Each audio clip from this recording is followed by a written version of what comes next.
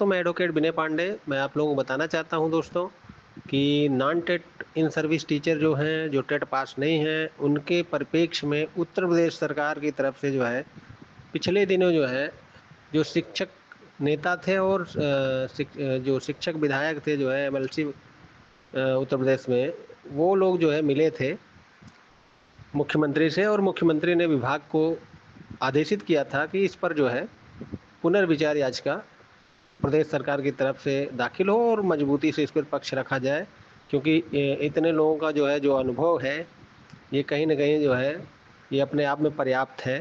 तो दोस्तों मैं आपको बताना चाहता हूँ कि उत्तर प्रदेश सरकार की तरफ से जैसा कि खबरों में सूचनाएं मिल रही हैं कि जो है दाखिल हो गई है जो है पुनर्विचार याचिका रिव्यू।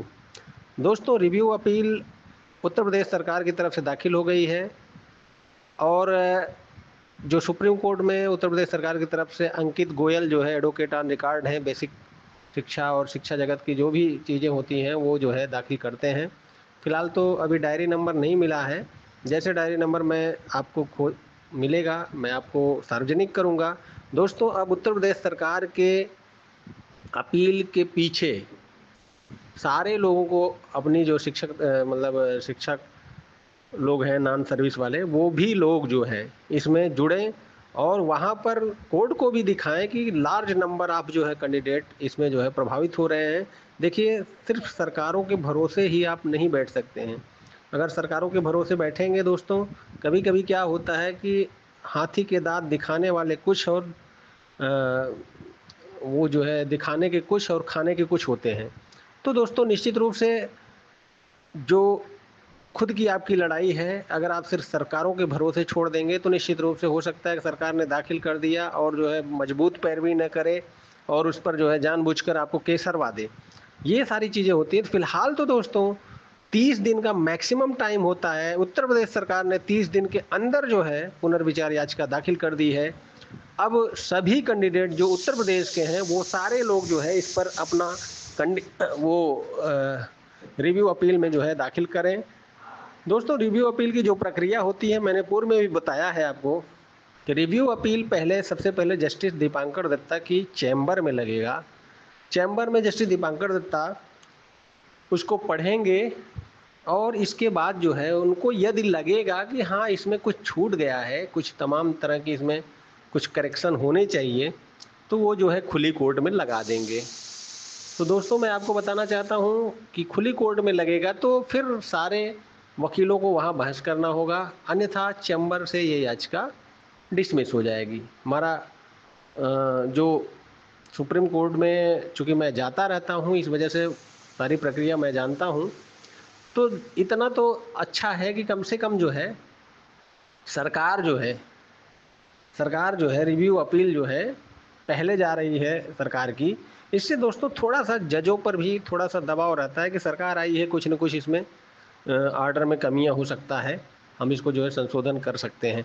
फिलहाल तो दोस्तों मैं आपको बताना चाहता हूं कि उत्तर प्रदेश सरकार की तरफ से पुनर्विचार याचिका दाखिल हो गई है। अब उसका रिव्यू अपील नंबर या डायरी नंबर जैसे ही मिलेगा चूँकि वेबसाइट्स पे हम सर्च करेंगे दोस्तों उत्तर प्रदेश सरकार की तरफ से रिव्यू अपील दाखिल हो गई है। अब अन्य सरकारों को भी जो है जो भी अन्य स्टेट के लोग हैं वो भी कोशिश करेंगे जो है कि रिव्यू अपील अगर कम से कम 5-7 राज्यों की दाखिल हो जाती है तो दोस्तों सरकार की तरफ से तो एक दबाव बढ़ेगा और खुली कोर्ट में ये केस लग सकता है। और खुली कोर्ट में जब दोस्तों लगेगी तभी जो है इसमें बहस जो है होगा और सारी चीज़ें, क्योंकि चैम्बर में जो है देख के वो बहुत ज़्यादा मुझे नहीं लगता है कि जो है इससे प्रभाव पड़ेगा, लेकिन ये है कि जो है कि पड़ भी सकता है। चूँकि पिछले दिनों जब बीएड को बाहर किया गया था पूरे देश में प्राइमरी शिक्षक भर्ती से, तो दोस्तों उस समय जो है एमपी सरकार जो गई थी, हालांकि वो मॉडिफिकेशन में गई थी दोस्तों। अब सरकार को तो ये देखना है कि मॉडिफिकेशन वो होता है दोस्तों एमए जो मिसलेनियस एप्लीकेशन के जरिए डालते हैं, तो उसमें जो है जो होता है उसमें सिर्फ आर्डर में आंशिक संशोधन, जैसे मान लीजिए इसमें चांस बढ़वाना है या अन्य चीज़ें हैं तो वो चीज़ें जो है 2 साल का 5 साल कर देना या फिर प्रति 6 महीने पर टेट होना, ये सारी चीज़ें मतलब मॉडिफिकेशन में हो सकती हैं। लेकिन अगर पूर्ण रिलीफ लेना है कि 2010 टीईटी जब 2000 आरटी एक्ट 2010 जब 23 अगस्त 2010 को जो है लागू हुआ उसके पहले के जो टीचर हैं उनको जो है टेट से पूर्ण रूप से मुक्ति दिया जाए, तो दोस्तों उसके लिए फिर प्रॉपर जिस तरह की रिव्यू अपील दाखिल होगी, फिर इसके बाद जो है नहीं वो होगा तो संविधान पीठ के लिए क्यूरेटिव पिटीशन दाखिल होगा। दोस्तों मेरा स्पष्ट मानना है कि देखिए, आप लोगों को मैं बताना चाहता हूँ कि तमाम राज्यों के लोग हमको जो है इस पर जो है फॉलो कर रहे हैं इस चैनल पर। आपको बता देना चाहता हूँ कि आप लोग संगठित होकर लड़ेंगे तभी इसमें कुछ मिलेगा, अन्यथा दोस्तों आप लोग जो है इसमें ये मान के चलिए कि जो है कि आर्डर में बहुत होगा, संशोधन हो जाएगा प्रति 6 महीने पर जो है टेट कराने के लिए। इसलिए दोस्तों सरकारें जब जा रही हैं तो इसमें पूरी क्षमता के साथ दोस्तों मैं आपको बताना चाहता हूँ कि जो है कि जो रिव्यू अपील है इसमें जो है अगर जो है चैम्बर से ये खारिज हो जाती है तो आपको क्यूरेटिव पिटीशन में जाना होगा। दूसरी बात मैं आपको बताना चाहता हूँ कि रिव्यू अपील में जो लोग कैंडिडेट रहेंगे वही क्यूरेटिव पिटीशन यानी संविधान पीठ में जा सकते हैं। मैं सभी लोगों को ये बताना चाहता हूँ, कुछ लोग ये सोचते हैं कि हम लोग जो है नहीं जाएंगे, कुछ लोग जाएंगे तो भी आदेश लागू हो जाएगा। ठीक है, कभी कभी ऐसा हो जाता है, कुछ लोगों का जो है कुछ लोग जाते हैं और आदेश हो जाता है, जनरल आदेश हो जाता है, लेकिन बहुत बार ऐसा होता है कि जो याचिका करता रहते हैं उन्हीं को रिलीफ मिलता है। देखिए कंडीशन ये है कि अगर आपने रिव्यू अपील फाइल नहीं किया तो आगे चलकर जो है आप क्यूरेटिव पिटीशन में नहीं जा सकते। क्यूरेटिव पिटीशन संविधान पीठ का मामला जो है ये थोड़ा सा जो है टाइम लेता है, और टाइम लेता है दोस्तों। और मान लो खुली कोर्ट में संविधान पीठ जो है लगाने के लिए मतलब खुली पीठ में जो है खुले कोर्ट में जो है लग गया, तो दोस्तों उस बीच अगर मान लो 2 साल लगातार सुनवाई ही हुई, मान लीजिए हर महीना डेट लगती है, 2-2 महीने बाद डेट लगती है, अगर 3-3 महीने बाद डेट आई और इस बीच 2 साल का जो टाइम है जो है जो कि पहले का आदेश है उस पर जो है बीत गया, उस कंडीशन में दोस्तों जो लोग कोर्ट में रहेंगे उनका अधिकार बना रहेगा। और लास्ट में संविधान पीठ कभी ऐसा नहीं है कि कभी कभी कोर्टें जो है जो लोग कोर्ट में लड़ते रहते हैं 2-4 साल बाद जजमेंट आता है तो उन्हीं लोगों को रिलीफ मिलता है। ये चीज़ें मैं इसलिए बोल रहा हूँ दोस्तों, कंडीशन बनती हैं इस तरह की। और जल्दी आदेश हो गया तो जनरल भी आदेश हो सकता है, लेकिन जो है जब मामला, चूंकि जानते ही हैं आप कि कोर्ट कचहरी में कोई ज़रूरी नहीं है कि आपका 2 साल के अंदर ही निस्तारित हो जाए, हो सकता है 3-4 साल लग जाए। तो उस कंडीशन में जो कैंडिडेट कोर्ट में रहेंगे उनका अधिकार बना रहेगा। बाद में जब भी रिलीफ मिलेगी, बाद में दोस्तों जब भी रिलीफ मिलेगी तो उन कैंडिडेट पर विचार जरूर कोर्ट करेगी और उन्हीं लोगों को हो सकता है दे सकती है, ये भी होता है कभी कभी। तो दोस्तों ये कंडीशन है। देखिए जल्दी आदेश अगर हो जाएगा तो जनरल आदेश हो जाएगा, लेकिन अगर कोर्ट कचहरी का मैटर है, टाइम लगा, तो उस कंडीशन में फिर आप यदि रिव्यू और क्यूरेटिव में नहीं रहेंगे तो उस कंडीशन में आप बाहर जा सकते हैं। फिलहाल तो दोस्तों ये कंडीशन है, और जनरल आदेश हो गया तो वो तो सब पे लागू होगा। लेकिन जो है बहुत सी अभी आप जानते ही हैं कि 29,334 गणित विज्ञान शिक्षक भर्ती उत्तर प्रदेश की, उसमें जो पिटिशनर थे 31 दिसंबर 2019 तक, ये मैं आपको इसलिए बता रहा हूं दोस्तों कि 2019 में हाई कोर्ट से वो केस छूटा, सुप्रीम कोर्ट गया। सुप्रीम कोर्ट जैसे हाई कोर्ट के जजमेंट को 3 महीने के अंदर चैलेंज करना होता है, तो उसी 90 दिन के अंदर यानी 31 दिसंबर 2019 तक के ही लोगों को सुप्रीम कोर्ट ने, याचिकाकर्ता जो थे उन्हीं को नौकरी का आदेश दिया है। 29,334 गणित विज्ञान शिक्षक भर्ती 2013 का जो है विज्ञापन था और उसमें भर्तियां हो चुकी थी, 4-5 हज़ार सीटें खाली थी, उस पर जो है भर्ती के लिए जो है हुआ था। और लगभग एक लंबी लड़ाई बच्चे लड़े, 2016 से हाई कोर्ट से लड़ते हुए गए जो है, और 2000 जाके 25 में 29 जनवरी 2025 को जजमेंट सुप्रीम कोर्ट से हुआ है।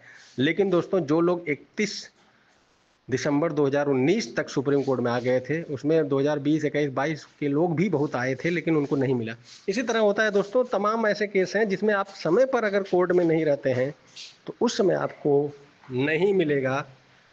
कोर्ट जो है कुछ न कुछ उसमें जो है पॉइंट लिख देगी कि आप इसी, अगर जो है आप तय समय में नहीं आए हैं तो आपको नहीं मिलेगा। ये सारी चीज़ें होती हैं। फिलहाल तो दोस्तों मैं आपको बताना चाहता हूँ, मेरा स्पष्ट मानना है कि कम से कम 4-5 राज्यों की सरकारें जो है पहले अगर जाती हैं तो और बढ़िया रहता है। फिलहाल उत्तर प्रदेश की तरफ से शुरुआत हो चुकी है, उत्तर प्रदेश सरकार ने रिव्यू अपील दाखिल कर दी है दोस्तों। अब बच्चों को भी दाखिल करना चाहिए। फिलहाल इसका डायरी नंबर मैं निकलवाता हूँ, फिर आपको शेयर करूँगा ताकि उसी में जाके कनेक्ट हो और सारे लोग एक साथ जो है मिलकर जो है इस मुकदमे को लड़ें। फिलहाल तो दोस्तों मैं आपको बताना चाहता हूँ कि नॉन टेट इन सर्विस वाले टीचर जो भी हैं अभी सो रहे हैं, उनको जाग जाना चाहिए कि अन्यथा दोस्तों इस आर्डर में फिर आप जो है कोई बदलाव नहीं करा पाएंगे। यदि जो है देखिए कभी कभी क्या होता है, सरकारें भी जो है दिखाने के लिए कोर्ट में जाती हैं और बहुत प्रभावी पैरवी भी नहीं करती हैं।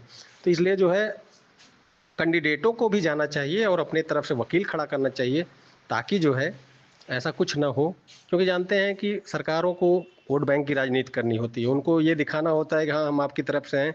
दूसरी तरफ से जो है वो जो नए बच्चे हैं टीचर के, उनके लिए जो है दिखाते हैं। तो इस तरह से दोस्तों दोनों पक्षों को एक साथ दिखाना, दोनों दल खिलाना, ये एक निश्चित रूप से राजनीति होती है। इसलिए निश्चित रूप से सभी कैंडिडेट जो भी हैं, जो इसके दायरे में आ रहे हैं, जो 2 साल के बाद बाहर जा सकते हैं, वो सारे लोगों को जो है इसमें पार्टी बनना चाहिए, मेरा स्पष्ट मानना है। बाकी जो है आपकी इच्छा, जनरल आदेश होगा तो सब पर लागू होगा, नहीं जनरल आदेश होगा और थोड़ा प्रक्रिया लंबी चली, क्योंकि कोर्ट कचहरी का मैटर है, 2-3 साल भी जा सकता है। तो उस कंडीशन में आपका अधिकार तभी रहेगा जब आप तय समय में कोर्ट में रहेंगे।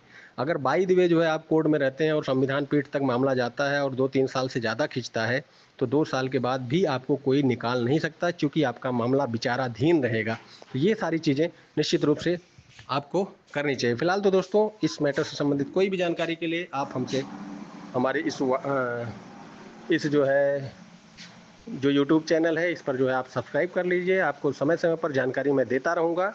शिक्षा जगत की तमाम जानकारियाँ आपको इस पे मिलती रहेगी। दूसरी बात दोस्तों, अगर आपके पास इस केस से संबंधित कोई मजबूत पॉइंट है, तो आप हमारे व्हाट्सएप नंबर 9161180404 पर भेज सकते हैं, ताकि जो है मैं उसका पूरी तरह से व्याख्या कर सकूं और निश्चित रूप से जो है दोस्तों सुप्रीम कोर्ट में भी उसको जो है सहयोग कर सकूं जो है। तो फिलहाल तो दोस्तों मैं आपको बताना चाहता हूं कि जैसा कि दोस्तों आप जानते हैं, पिछले दिनों जो है मुंबई हाई कोर्ट से एक एक मुंबई से किसी टीचर ने हमको फ़ोन किया था। उनके पास एनसीटी का जो एफिडेविट है वो भी जो है वो निश्चित रूप से हमारे सहयोग में दे सकते हैं।